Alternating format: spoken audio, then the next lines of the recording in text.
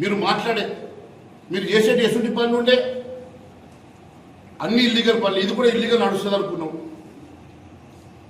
మాడగౌలా నీ అన్న తమ్ముడు కొడుకు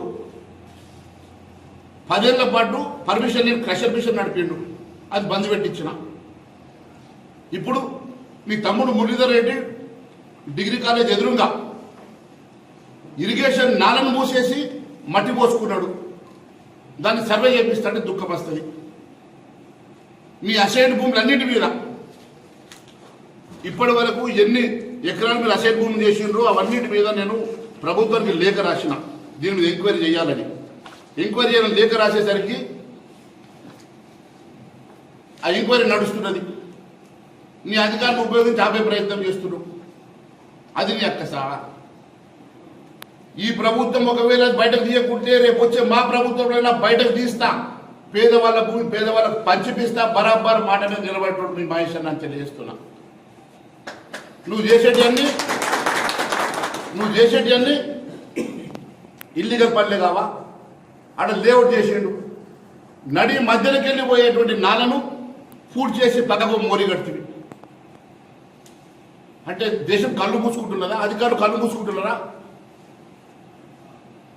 ఇంకొక తమ్ముడు మురళీధర్ రెడ్డి చిట్టాల దగ్గర బయట వాగు మీదనే నీరు పోయే వాగు మీదనే బ్రిడ్జ్ చేసేసుకొని తోవ చేసుకున్నాడు. ఏంది ఇది? ప్రభుత్వంలో మీరు ఇన్నిగానో అరాచకాలు చేసి రాష్ట్రాన్ని ఈ నిర్మల్ నియోజకవర్గం ధ్వంసం చేస్తే వాటి మీద ఎంక్వైరీ చేయొద్దు. కేవలం అక్కడ ఉన్నటువంటి సోఫీనగర్లో ఉన్నటువంటి డిమార్ట్ ప్రభుత్వ భూమిలో ఉన్నది.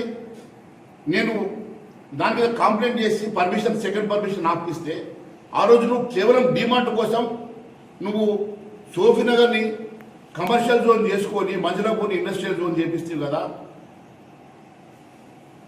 ఆ మాస్టర్ ప్లాన్ పేరు మీద ఇక్కడ 100 మంది రైతులు 1000 మంది రైతులు పొట్టగొట్టే ప్రయత్నం చేసినావు కదా.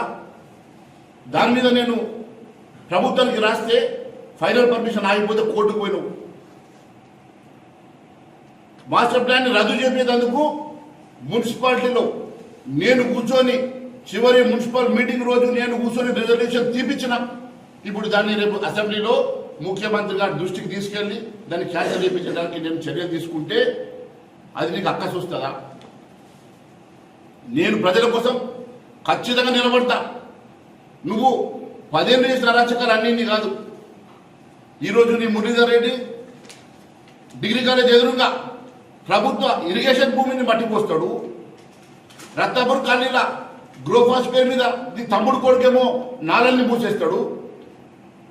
చిట్టాల దగ్గరనేమో అక్కడ రోడ్డు మీద ఉన్నటువంటి అసైన్ భూములో అక్కడ ఉన్నటువంటి కెనాల్ మీదకి వెళ్ళి నీళ్లు వారేటువంటి దాని మీదకి వెళ్ళి మీరు బ్రిడ్జ్ చేసుకుంటారు.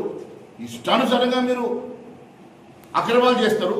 వాటిని ఎదిరిస్తే ఈరోజు ఆ కంపెనీ వాడు ఇచ్చే 4 రూపాయలు తీసుకొని కైకిలు వేసుకొని 10 మందిని కూర్చోబెట్టి మీరు ఏదో ధర్నా పేరు మీద హోర్డింగ్లు పెట్టుకుంటే ఎవరి మీద చేస్తారు?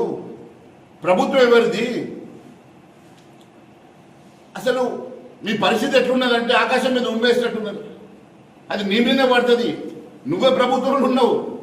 ప్రభుత్వంలో నువ్వుండి ఈరోజు నువ్వు చేసేటువంటి తప్పును సరిదిద్దుకునే ప్రయత్నం చేస్తున్నావు కదా. నేను ఇలా మిమ్మల్ని ఒకటే అడుగుతున్నా, ఈరోజు మీ ప్రభుత్వం ఇచ్చిన జాయింట్ ఇన్స్పెక్షనే ఇక్కడ ఇది ఇరిగేషన్ భూమి మాకు సంబంధం లేకుండా ఎలిమినేషన్ చేయడానికి వీల్లేదని ఒకరంటారు. ఇది డ్యామ్ ప్రొటెక్షన్ సేఫ్టీకి ఇది అడ్డంకంగా ఉన్నది, మేము పర్మిషన్ ఇవ్వమని మీ ప్రభుత్వమే చెప్తుంది. దానికి నువ్వు ప్రభుత్వం మీద పోరాటం చేస్తున్నావా, ఎవరి మీద పోరాటం చేస్తున్నావో చెప్పాలి.